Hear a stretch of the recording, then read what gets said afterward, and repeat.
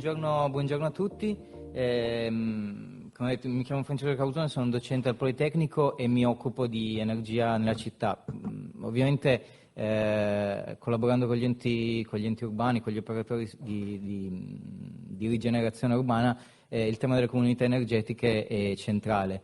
Oggi Confartigianato mi ha chiesto però di dare un taglio a questa presentazione che fosse comprensibile a tutti ed essere anche degli scenari. Recupero anche, passando velocemente sul quadro legislativo, le comunità energetiche sono introdotte in particolar modo da due direttive europee, quella che viene chiamata RED 2 e IEM, la RED 2 che dovrà essere recepita entro giugno a livello nazionale. Nel frattempo il quadro nazionale è partito, in particolar modo con il decreto milleproroghe trasformato in legge all'inizio nel 2020, che è un recepimento anticipato della RED 2.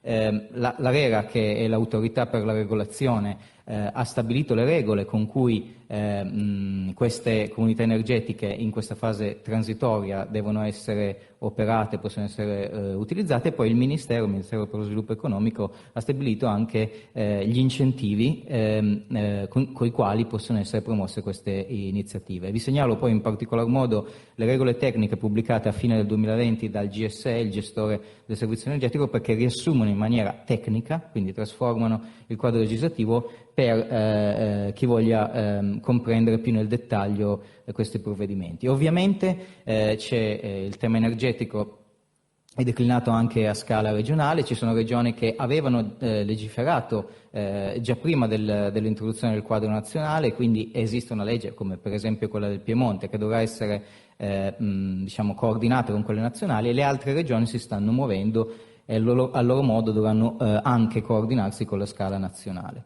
Adesso alcuni schemi molto semplici che ci permettono di entrare nel vivo.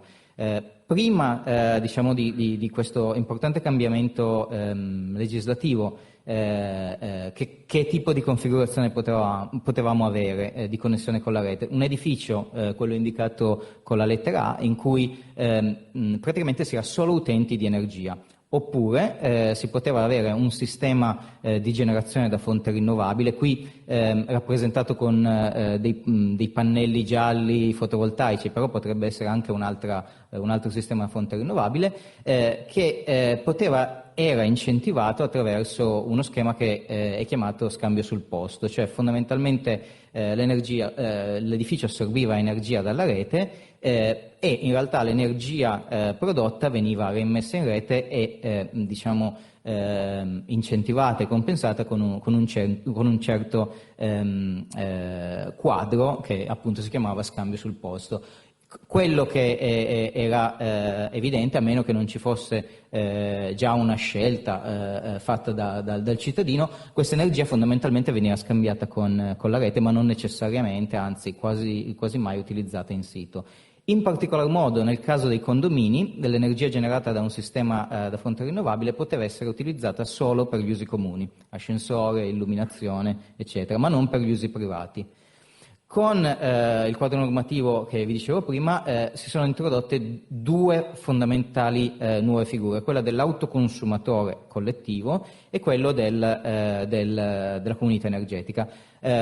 Vediamo praticamente che cosa cambia rispetto agli schemi se per esempio un condominio dovesse diventare autoconsumatore collettivo. L'energia generata da un sistema di produzione da rinnovabile può essere ridistribuita tra i vari utenti, quindi anche alle utenze private. Ovviamente non con l'impianto già esistente su un condominio, ma eventualmente con un impianto nuovo, anche perché questo deve essere dimensionato alle esigenze del condominio. Il condominio, che non deve essere solo identificato come un edificio fisico, può essere anche un supercondominio, quindi potrebbero essere più blocchi separati, purché appartenenti, quindi organizzati sempre sotto forma di condominio o supercondominio. La comunità energetica è un passaggio ulteriore, perché non si mettono a sistema la generazione e gli usi all'interno appunto di già stabilita, ma si deve creare una nuova comunità, un ente giuridico che viene definito come tale, in cui possono partecipare anche cittadini, imprese e autorità locali, intese. In questo momento c'è una consultazione da parte del GSE anche sull'interpretazione di alcuni termini. Per esempio in Italia noi abbiamo gli enti locali, ma con autorità locali si vuole ampliare il parco di soggetti che possono partecipare. Però non solo cittadini privati, ma anche altri soggetti che possono condividere l'energia generata sul territorio. Un esempio: l'edificio A potrà generare energia e autoconsumarla, ma al contempo venderla, ovviamente sulla base della realizzazione di un impianto tecnologico che permetta il passaggio di energia e la transazione economica a un edificio B, e viceversa può esserci uno scambio dall'edificio B all'edificio A.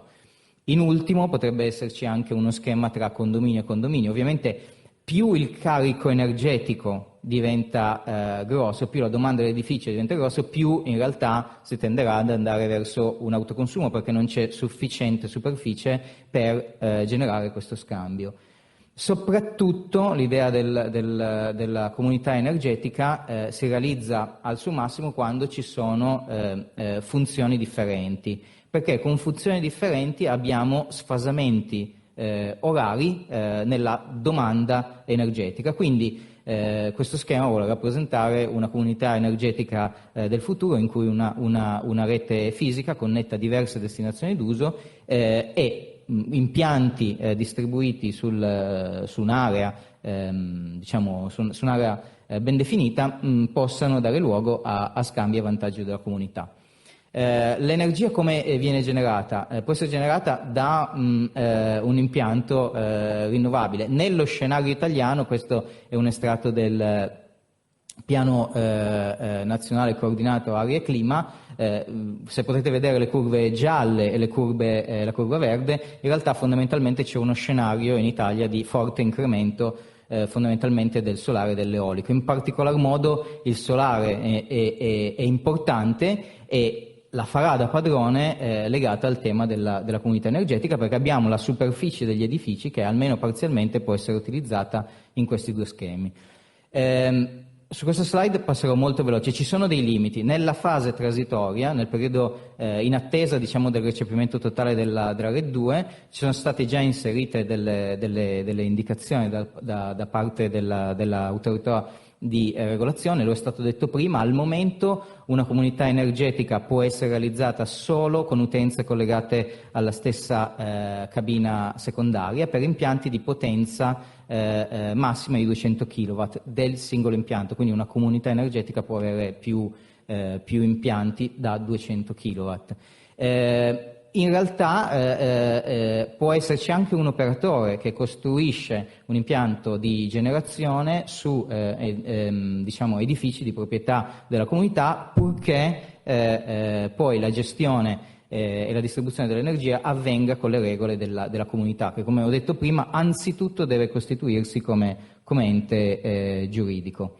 Su questo vado molto veloce. Si è ragionato su due possibilità di configurazione dell'autoconsumo collettivo: uno schema fisico in cui fondamentalmente c'è una rete di edificio e uno virtuale. Ad oggi l'unico possibile è quello virtuale. Su questo c'è un forte dibattito da parte dei tecnici, ma eviterei di entrare in questo dettaglio in questo momento.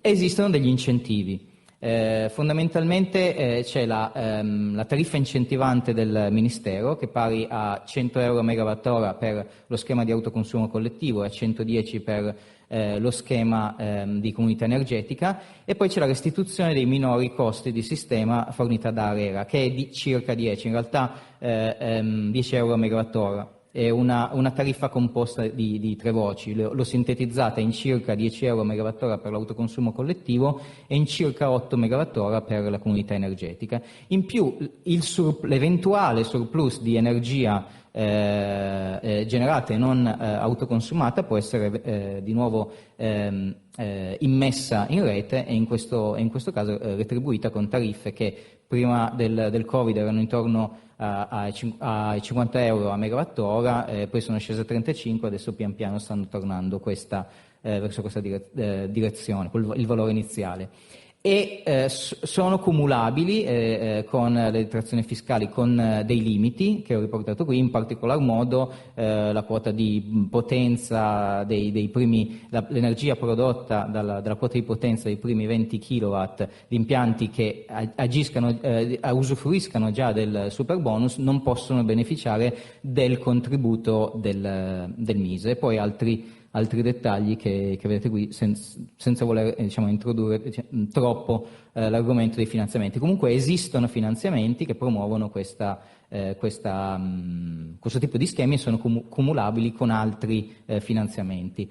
Quali sono gli scenari? Sicuramente ci sono scenari per i produttori, anche se il mercato italiano, la filiera delle rinnovabili non è così grossa. Sicuramente ci sono degli scenari per installatori e manutentori. Come dicevo prima, la parte del leone nella produzione la faranno probabilmente il fotovoltaico, e questi impianti saranno diffusi perché dovremo sfruttare le superfici degli edifici. E in più ci saranno scenari sicuramente per nuove figure professionali e gestionali, perché ci vorranno dei gestori di questi autoconsumo collettive e comunità energetiche. Nell'autoconsumo collettive potrebbe essere un amministratore che si forma e fornisce al proprio condominio anche questo servizio. Nella comunità energetica si aprono nuovi scenari, nuove opportunità. L'RSE, ricerca di sistema, aveva fatto partire, prima ancora che entrassero le direttive ARERA, 6 casi sperimentali di comunità energetica e 9 casi sperimentali di autoconsumo collettivo. In questo anno li sta seguendo, noi stiamo collaborando con loro nel caso di Milano, del Comune di Milano, e sta cercando di mappare le esperienze e i problemi e invece le cose positive che sono venute fuori in questo anno particolarmente complesso purtroppo, per cercare poi di avere delle informazioni che possano nella messa a sistema di questi schemi dare linee più chiare per lo sviluppo futuro.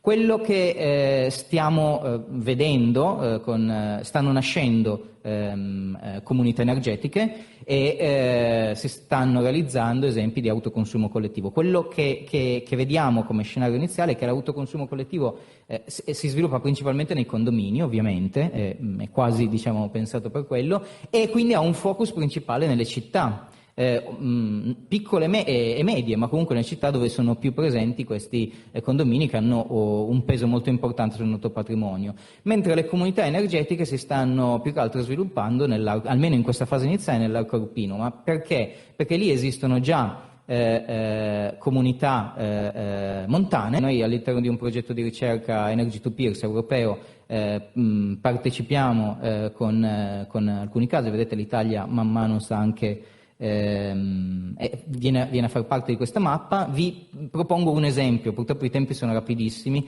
che io ritengo significativo, fa parte del nostro progetto europeo, è una delle prime comunità energetiche europee ed è in Olanda, quindi in Olanda ad Amsterdam. È un caso urbano, Skonskip, di 47 abitazioni con più di 100 abitanti, in cui il tema perché per me è significativo? Perché il tema della comunità energetica qui è vissuto, è nato dalla comunità anzitutto, ed il tema energetico è stata la ragione per creare una serie di altri servizi utili alla comunità, per esempio la produzione di cibo in loco, la mobilità elettrica per gli abitanti. Come vedete sono case particolari, case flottanti, però nell'accollegamento con la terraferma c'è anche un parco di trasporto elettrico e in condivisione.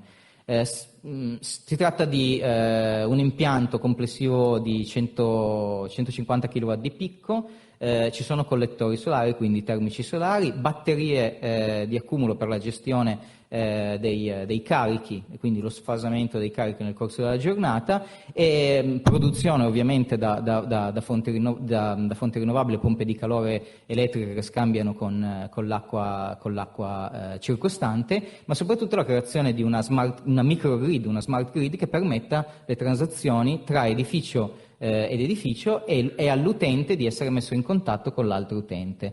La cosa che secondo me è significativa è che non è un esempio estremamente tecnologico, ma si vede, e parlando poi con gli sviluppatori della comunità, che questo è servito in realtà a creare un nuovo ambiente, un ambiente in cui anche in un ambiente urbano, anche in una città, quindi ma ancora di più nei nostri paesi potrebbe nascere, permette di avvicinare le persone e di creare nuovi servizi oltre a quello energetico. Chiuderei, spero di essere stato nei tempi con questa immagine e vi ringrazio.